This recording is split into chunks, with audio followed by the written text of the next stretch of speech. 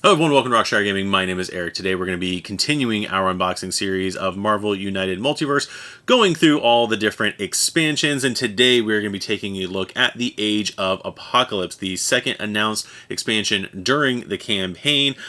This is, I'm pretty sure, looking at all the other ones, the actual only expansion that doesn't take place in 616. All the other expansions, Civil War, Secret Invasion, Annihilation, Maximum Carnage, World War Hulk, War of Kings, all take place in 616, regular Marvel Universe. This is the only one that's actually an alternate universe in there, so besides the actual characters in the multiverse core box. So still find it really weird that it was multiverse, and this is the only expansion from the multiverse that's in there. But regardless, we're going to go ahead and take a look at this one. So here is the cover of the box. We've got the Age of Apocalypse version of Apocalypse over there. We've got Nemesis over here. Sabretooth and Wildchild finally getting a heroic version of Sabretooth. We've got Magneto here. We got Morph, and then we've got Nate Gray, X-Man right there on the back of the box. We have all of the different cards, products, all that stuff, all the different core boxes that you need for all the different tokens. The death of Professor X in a freak time travel accident results in a reality in which the world is ruled by the mutant despot Apocalypse, but not all mutants agree with Apocalypse's rule, including a group of ragtag freedom fighters led by Xavier's oldest friend, Magneto. Only united can the amazing X-Men, or astonishing X-Men, whichever series you prefer, put into the Age of Apocalypse. This is going to be one of those nerd moments slightly, because they did mention the Amazing X-Men in here, and there were two series. This video is going to go off the rails. I can already tell you that. Like and subscribe if you haven't already. I'm just going to put that out there because I'm going to go into some nerd stuff with this one. And you know, if you abandoned me during that, you know, please give me a like and the subscribe and the notify and all that stuff. Anyway, there were two series on at the time. Uncanny turned into Astonishing X-Men, and regular X-Men, adjectiveless X-Men, turned into Amazing X-Men for the 4 months during this storyline. But Wildchild, Sabretooth, and Morph, and technically Magneto kind of were all, and Nemesis, he was the villain in that book, but they were all in Astonishing X-Men. So they should have wrote Astonishing up there. Yeah, so there's that. So if you haven't guessed, Age of Apocalypse, I am really a big fan of that storyline. It was actually before the Age of Apocalypse actually started. The only main comic I read from Marvel was X-Men Adventures, which was the comic book adaptation of the TV series. I didn't see X-Men Alpha first, but I saw Astonishing X-Men #1, which was the book that Uncanny X-Men turned into during Age of Apocalypse, as I just said, and seeing the X-Men looking really weird and Magneto right front and center on that cover. I was in a Circle K when I saw that at 12 years old. Dad bought it for me, and I eventually, because I didn't get it during the time, but I eventually got the entire original run of the Age of Apocalypse. So I have all like X-Men Alpha to X-Men Omega.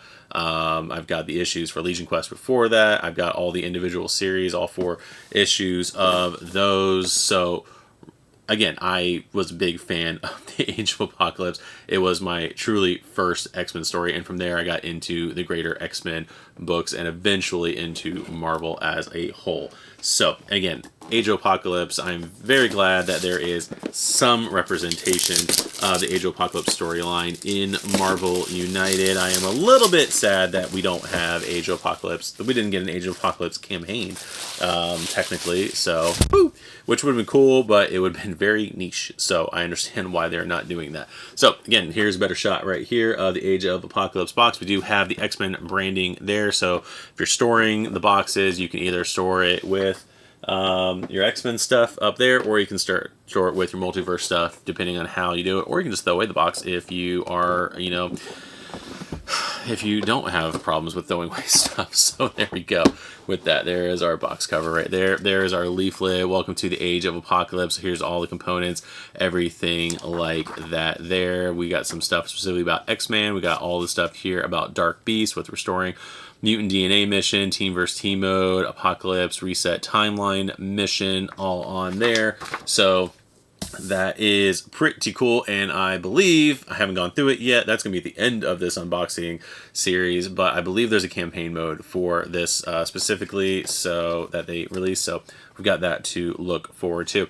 Here is Dark Beast's dashboard right there, looking all Dark Beasty right here, although, you know what, I'm pretty sure from what I've heard, the 616 one is going to give this one a run for his money. So we got the special setup right down there. We've got this thug track and everything right here that looks very DNA, so I'm sure there's a whole thing with that we're not going to read about now, but we will see when we do some gameplay of this.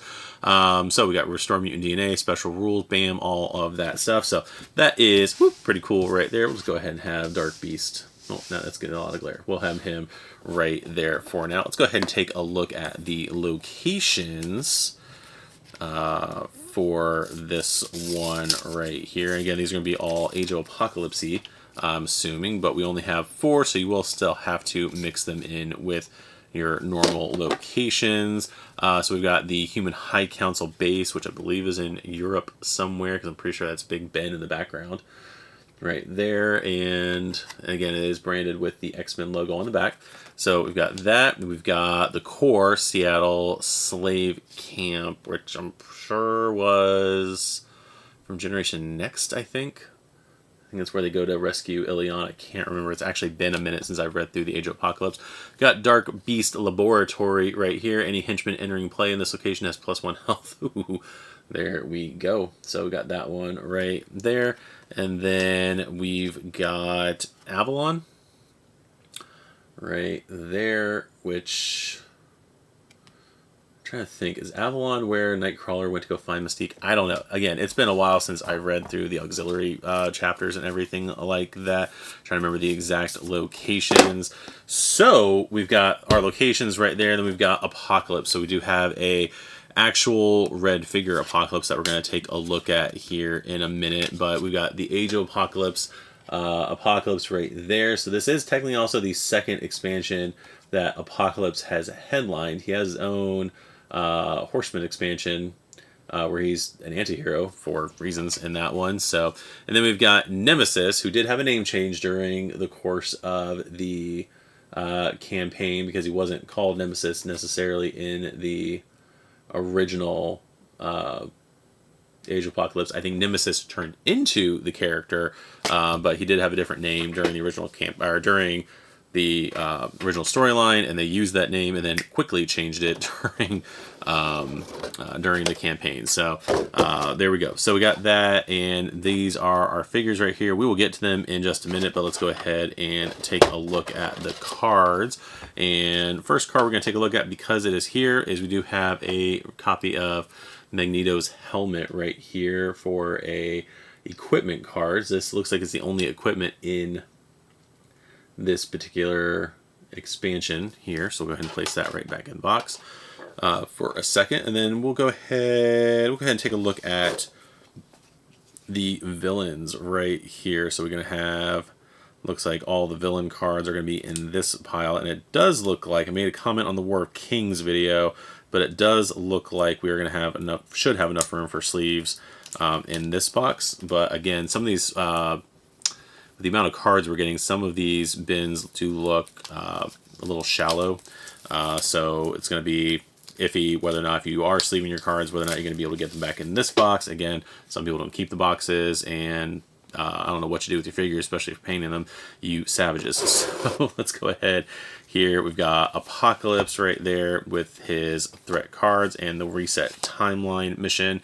We've got Nemesis right there with his threat cards, and then we're going to have Dark Beast and his threat cards right there. First, let's take a look at reset timeline, which is just 6 heroic actions right there. So apparently no jumping into the Omicron Crystal, no getting Ileana Rasputin, no going after Destiny, all of that stuff, no Gambit doing space stuff and everything like that.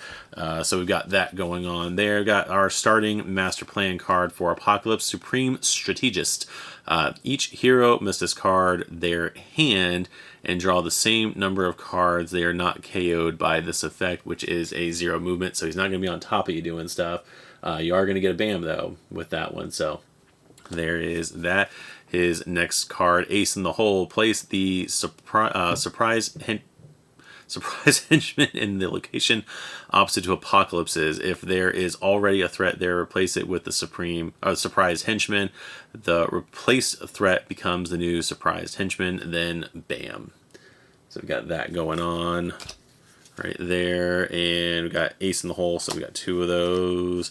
And so let's see if we got anything else. Nope, those are going to be Apocalypse's 2 big special effect cards.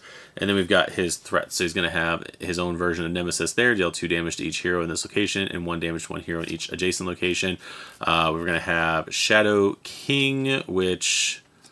Was Shadow King one of the... What was it? It was Abyss, Nemesis, Sinister, and Mikhail Rasputin were the... Yep, there we go. Not Dark Beast. Yep, they were the different horsemen for Apocalypse. So we got Shadow King. I don't remember what Shadow King did during that storyline. Heroes in this and adjacent locations must turn their earliest card with a special effect in the storyline face down. If they can't, they take 1 damage instead.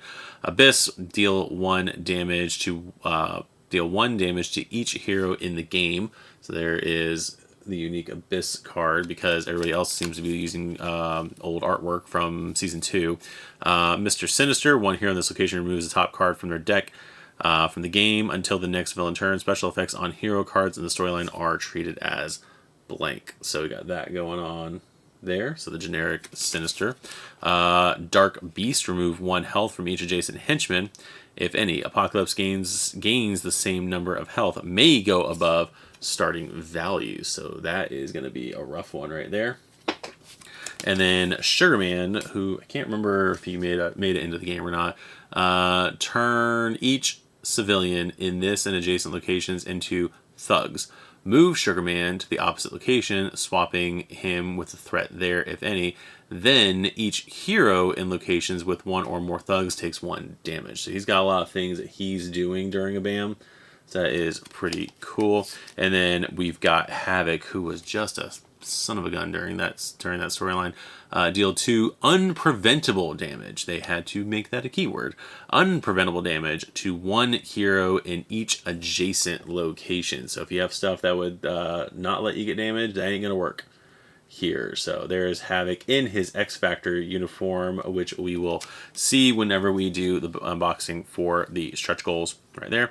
So that is going to be Apocalypse and his various threats. Now let's go ahead and take a look at Nemesis next.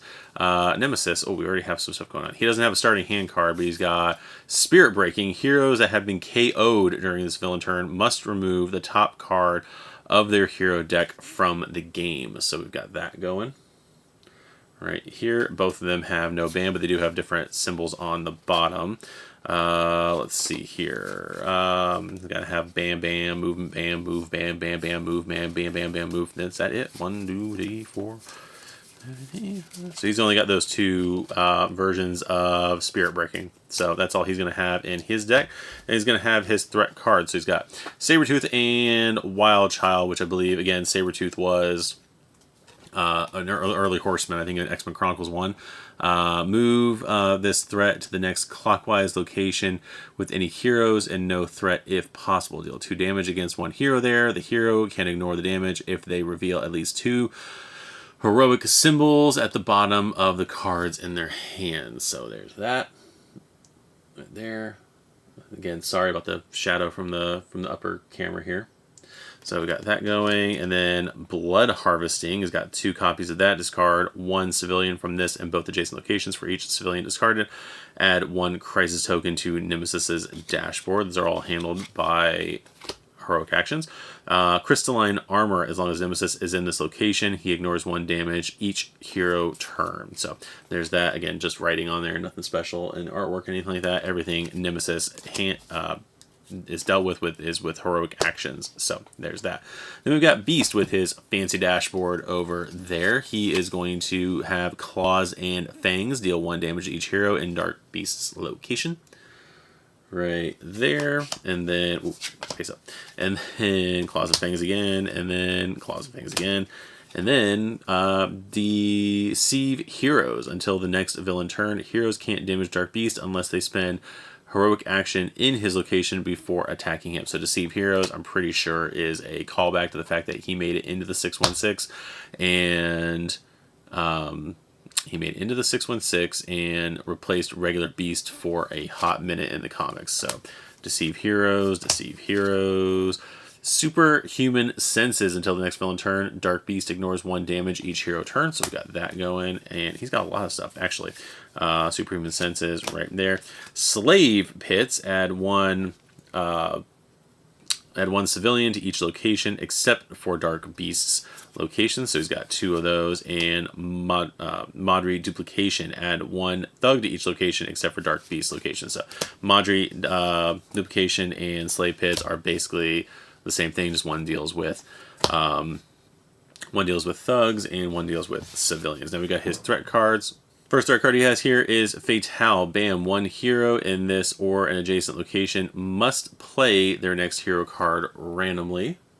So we've got that. And then we've got the Madri, which I'm pretty sure is multiple man is what that is. Deal 1 damage to 1 hero in each location with 1 or more thugs. Madre can't be damaged as long as there are any thugs or civilians in this location. So you got to basically clear the location out before you can start attacking this thing right there. And then Random, who I don't think has made it into the game at all and is one of the few X Factor members who is left in the game, or to not be in the game. Deal 2 damage to 1 hero in this location. If there are no heroes here, deal 2 damage to 1 hero in each adjacent location. So there is Random right there. And then he's got damaged mutant DNA, altered mutant DNA, and modified mutant DNA. So we've got a lot of stuff going on right there. I'm not going to go through all 3 of those, but that is going to be all of the villain cards right here.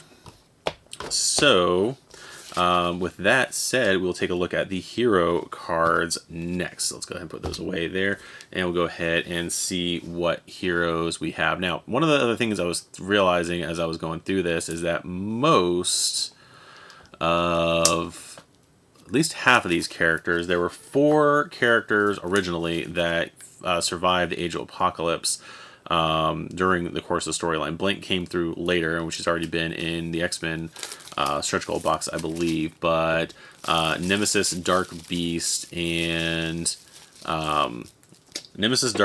X-Man all made it into the 616. A version of Morph made it into Exiles, as did Sabretooth, and as did Blink, I believe. So I never read Exile, so I'm not sure. I know. So I'm not sure where that those were specifically the Age of Apocalypse versions, but I'm pretty sure they were all in there. So but yeah, most of these characters, that's more than likely why they put these versions of characters into the game, is because these characters were the ones that had some longevity after the initial event going into the 616 universe. So, and we've got Sabretooth Wild Child, we got Magneto, we've got Morph, and we've got X-Man as far as our 4 heroes go here. Let's go ahead and take a look at Sabretooth. His starting hand card is Regenerative Healing Factor. As long as this card is face up in the storyline, at the end of a villain turn, you may discard 1 Crisis token if you have any, and if you have fewer than 3 cards in hand, you may draw 1 card. So you can get rid of Crisis tokens and get some healing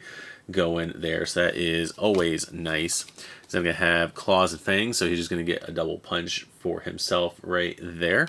And another Claws and Fangs, another Claws and Fangs. So we got 3 copies of those. And then he's going to have Wild Child tracking. Move in either direction to the next location with thugs. If you do, punch there. So it's going to give him some needed movement, so that'd be pretty cool. He's going to have 2 of those. Then we have Wild Child Unleashed, punch in an adjacent location. So we got that. That's pretty good. And another one. And so he's going to have a bunch of stuff. He's only got 2 regular cards that don't have any special abilities, and then his Wild and Double Wild right there. So Sabretooth, that actually, he might be my new favorite Wolverine. So we got that. Let's go ahead and take a look at Magneto. No starting hand card for Magneto, but he is going to have a leadership Ability, distribute 2 wild tokens from the pool among other heroes. If you do, discard 1 card from your hand to the bottom of the deck. So you do have to take basically a hit to give the 2 wilds out. So you got to make sure that Magneto is healed up for that one. Second leadership there, and he's going to have Magnetokinesis, double punch, split as you like in your hand. Double punch, split as you like, and in your and adjacent locations, or triple punch against a villain in your location. Specifically villain, not henchman, not thug, anything like that. So you wouldn't be able to use this to take out like the Madre, because it would kill a Madre, but you, I hope I'm saying that right, but you can't use it against them. It has to be that second half with the triple punch has to be against a villain. He's going to have a second one of those. He's going to have a third one. Nope. So this is basically artwork for the rest of his cards. An example right there. So, and then do differentiate that this is the Magneto from the Age of Apocalypse. So we've got that going. Morph, starting hand card. He's got 2 of them. Virtually indestructible as long as this card is face up in the storyline. If you have fewer than 3 cards in hand at the end of a villain turn, you may draw 1 card. So basically it's going to get some healing right there. So we got that, and then his other starting hand card, Untrackable. With a master plan card, when a master plan card is revealed, you may turn this card face down to avoid being the target of villain or henchman effects that would make them in their movement in your location. They ignore you instead. It's got a wild on the bottom of it. So he's got that. Defensive shape. Ignore the first damage you would take during the next villain turn. So you got that effect. And aggressive shape. Double punch against a single target in your location. If it's a villain, you may then move them to an adjacent location. So I got that. Adaptive shape. Oh look, they gave him his animated series look right there. It's pretty cool. Adaptive shape. If the previous hero card in the storyline has at most 1 symbol at the bottom, you may wild. And he's got 2 of those, 3 of those. So 3 of them with the main symbols on the bottom. So he's got a punch version, a heroic version, and a movement version. And then the rest of it is generic stuff. He does have... So he's got a movement and a wild right here, which is cool, but then he's got 1, 2, 3 single movement cards and a double movement card. So I'm saying movement, wild cards. So he's got a ton of wilds. So how many wilds does Morph have? So just on the card bottoms to give to somebody else next, probably because of the adaptive nature of Morph. So we got 1, 2, 3, 4, 5, 6, 7, 8, 9, 10. So he's got 10 wild symbols, and then his adaptive shape give him more wilds. So he's got 13. Yeah, 13 wilds. Yeah, if the previous hero card in the storyline has at most 1 wild, has at most 1 wild symbol at the bottom, you may whatever. So at most, so it can't be a 2 symbol. So you can't put like this card down in front of it and get the extra wild, but like Black Bolt with his whatever that ability was that we read in the previous video where he doesn't have any symbols on the bottom, that would work for Morph for his stuff. So Morph, lots of wilds, lots of adaptability. So there is that. That sounds pretty cool. I like that card. I like that deck a lot. It might be, I don't know, it might be my go-to, but there is that. X-Man, he's got double this. Yeah, no, his stuff's on the other side. Why? That's weird. X-Man, he's going to have Psionic Energy Absorption Wild as long as his card is face up in the storyline. If you have fewer than 3 cards in hand at the end of a villain turn, you may draw 1 card. So he's got that. He's going to have Psionic Armor as long as his card is face up, heroic. As long as his card is face up in the storyline, you may ignore 1 damage each villain turn. So there's that one right there. Psionic Construct, another hero in your or an adjacent location may draw 1 card. So we got that. Does he have... Okay, yeah, his whole deck is... That's right, I remember reading that now. His whole deck is stuff. So he's got Mind Cloaking. So I don't know if I'm going to be able to go through all these. I'm just going to hold them up for right now. I might be a little hard to read, but he's got a lot of stuff that he's doing. Mental shield right there. He's got some intangibility right here. Mind control, telepathy. We're just going to hold multiples up at the same time. So he's got those right there. Mind link right here. Concussive blast, triple punch in your location, matter manipulation. Yeah, teleportation. Let's see. So yeah, a lot of stuff that Nate Gray is doing. Yeah, definitely a little overpowered, I would almost imagine. And then just, you know, his wild and double wild, just for giggles right there. So there is that. So we have all of our hero cards right here. And now let's finally get down to the thing that most people are probably watching this for. Let's get down to the figure. So this Age of Apocalypse box, let's take a look at Apocalypse. So there is in Sabanur right there, looking all menacing and smug. More smug. He's actually like smiling. That's a weird smile. Look at that. I'm happy. I'm happy that I am ruling the world. Ha ha ha. Just North America. He didn't rule the whole world. So we got that. Gonna go ahead and go take a look at Dark Beast right here. Should have got the other one out. We'd see how he compares to regular Beast. But again, you know, he's red. The other one's blue. You paint them and they'll look totally different. Let's go ahead and take a look at. I almost said the other name. Let's go ahead and take a look at Nemesis right here. So I know they put the glass on here in a way. Yep. So that just comes off. This does look like this thing looks like it needs to be cleaned. I know they're trying to give it that like effect of like, you know, you can kind of barely see through it, but I almost wish it was a little bit clearer with that plastic and everything like that. So that's what the plastic looks like there. Looks like I have a weird thumbnail on. And then this is, I'll go ahead and show it so you can see the actual face and everything, but that is what the figure itself looks like.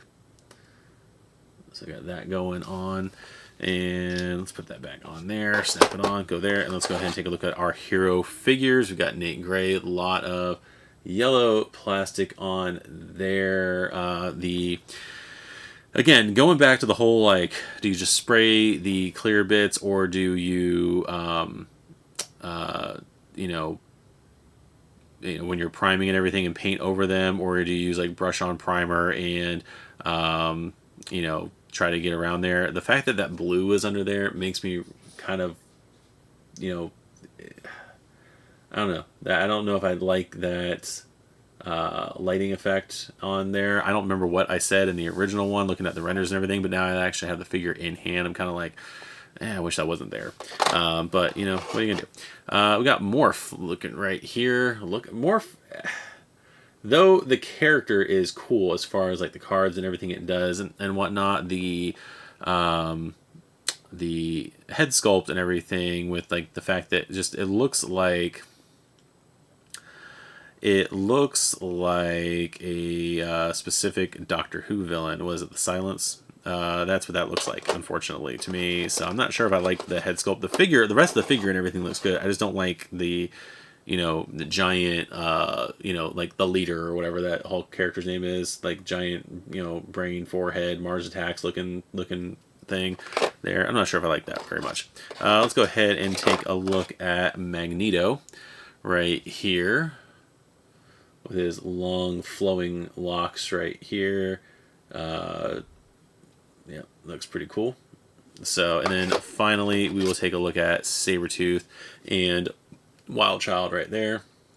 Still wish these would have been like two different characters that you almost had to play in tandem, or have something where one player is playing two figures on the board that they kind of have to like, you know, figure out how to do certain things. Like if Wild Child's in one location, it gives Sabretooth the ability to do something else, kind of thing.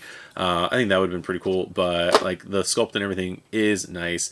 But yeah, that is going to be everything inside of the Age of Apocalypse box for Marvel United Multiverse / X-Men, I guess. So let me know if you guys enjoy this one. Go ahead and hit the like button down below. Comment with your favorite characters, all that stuff. Hit the notification bell to know when we're going to be putting putting out more videos in this unboxing series because we do have a few more to go. I believe the next one we're going to be doing is Civil War, so be on the lookout for that one. And yeah, like I said, Age of Apocalypse, my first and favorite storyline growing up as a kid. So yeah, I'm very happy to have this one in hand. So anyway, well guys, we'll see you in the next video. I've been Eric, this has been Rockstar Gaming, Age of Apocalypse, all that stuff.